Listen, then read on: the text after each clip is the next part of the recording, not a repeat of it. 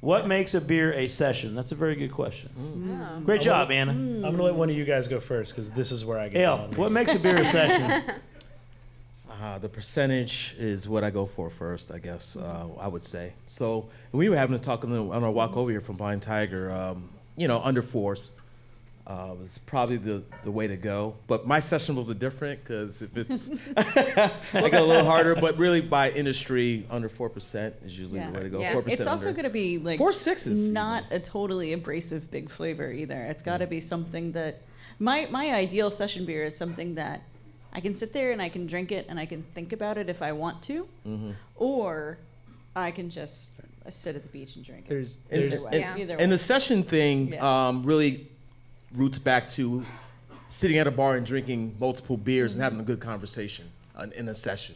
So that's really where the roots from. So a beer that you can consume more than one or two and still talk like you have some sense is a session to me. Like we're doing right now. Right. Oh yeah. Which is why we'd be we're hella sessioning nice right now.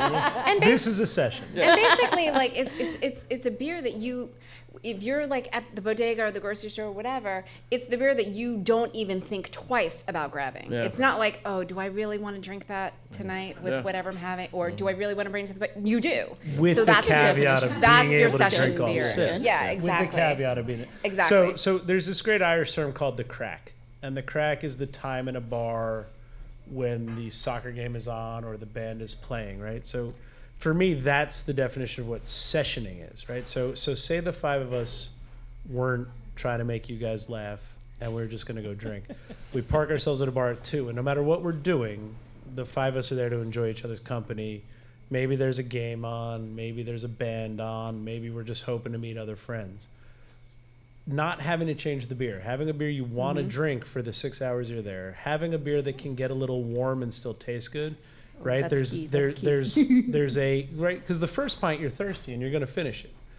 But the fourth pint is going to sit there from poured to. So if there's something on your can warning you this beer tastes like shit, don't drink it. That's not a session beer, even though it's very low alcohol, right? The difference between low alcohol and sessioning is it's on the bar. We all sit down, we shout around, we get 5, whatever it may be. Let's hope it's boat beer. We're trying to make more. But so you drink that one and it does what it does the first one, and it does something different that's still interesting. But going back to your point, not dominating conversation, right? Nobody stops talking to smell the beer. That's a session.